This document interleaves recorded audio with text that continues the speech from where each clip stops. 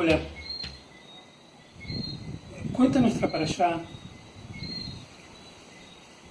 la epopeya más grande, uno de los tres elementos centrales de la fe de Israel, los que solemos considerar como la salida de Egipto. Una de ellas, la entrega de la Torá y la conquista de la tierra de Canaán, la realización nacional, tanto espiritual con la Torá como física, la conquista de Canaán. Vemos la primera, que es la salida de Egipto.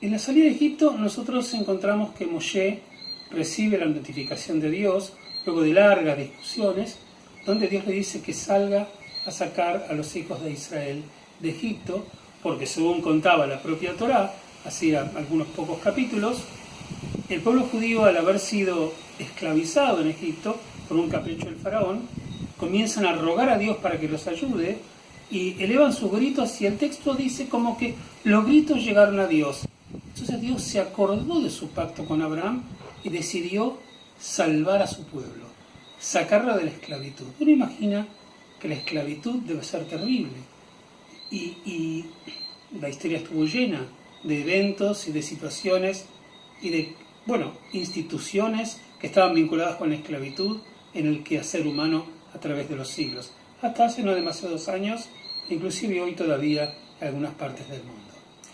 Uno imaginaría que si lo primero que le puede pedir o preguntar a un esclavo qué quisiera en su vida es la libertad. Yo creo que saldría y diría, la libertad, salir de la libertad, salir de la esclavitud y a la libertad.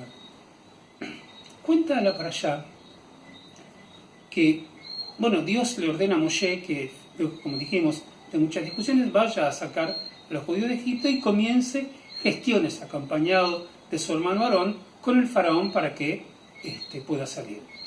Por supuesto, cuando dijimos que había varias discusiones, Moshe no quería tomar ese rol y le decía: Dios, no me van a creer, ¿qué les voy a decir? ¿Cómo les voy a convencer de que Dios me está enviando? ¿De qué manera podría yo sostener mi representatividad frente a un pueblo que por ahí dudase de mi objetivo o de mi legitimidad como líder para ocuparme de ello? A lo que Dios siempre le daba alguna respuesta. La cuestión es que finalmente Moshe, no de muy buena gana, pero Moshe acepta la orden de Dios y va con Aarón a ver al faraón.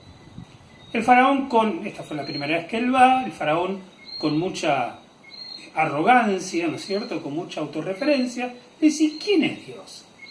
¿Quiénes son ustedes que me vienen a pedir que deje salir a mis esclavos para que vayan a un camino de 3 días para poder servir a Dios en una festividad? Pero no lo voy a hacer, y no solamente que no lo voy a hacer, sino que además voy a dar órdenes para que a los encargados de los esclavos, para que les quiten facilidades en su trabajo, pero yo voy a obligarlos a ellos para que sigan produciendo la misma cantidad de ladrillos. Entonces cuenta la parashá que los representantes del pueblo, que eran una suerte de jefes que se ocupaban de los hebreos, muchos de ellos vinculados también con el pueblo de Israel, reciben la orden del faraón que les quite todo lo que sea paja, todo lo que sea el producto con el que mezclaban el barro, y de ahí sacaban los ladrillos. Pero que ese producto que el faraón les estaba sacando, ellos lo tenían que conseguir por sus propias manos. Y estaban obligados a no bajar el número de ladrillos que ellos fabricaban por día. El producto tenía que ser la misma calidad y la misma cantidad. Cuando se le transmitió a los judíos, a los hijos de Israel, de parte del faraón lo que él había ordenado, muchos de ellos se levantaron en contra de Moshe y le dice: ¿qué estás haciendo? ¿Estás enojando al faraón en contra nuestra? Ahora vamos a tener que trabajar más. ¿Para qué te metés? ¿Quién sos vos para ocuparte de todo esto? Moshe queda muy afligido. Pasan algunos encuentros con el faraón donde la cosa no prospera demasiado, tal cual como nosotros además conocemos en la historia de las plagas, y hay un encuentro sobre el final donde Moshe le dice a Dios: ¿por qué me estás mandando a mí? Si ni los propios hijos de Israel me van a creer. ¿Vos crees que si ellos no me creen, el faraón me va a creer? Finalmente, ¿qué sentido tiene todo esto?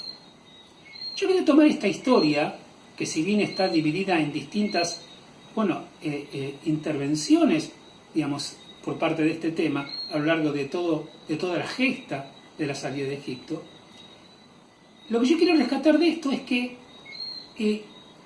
nos llama la atención de que los hijos de Israel, que habían pedido a Dios ayuda, porque ya no aguantaban más la esclavitud, y el grito había sido tan estruendoso, que cuenta la Torá que subía hasta el cielo, cuando las cosas comienzan a complicarse un poco, el pueblo se enoja con Moshe y le dice: ¿para qué te metes en esto?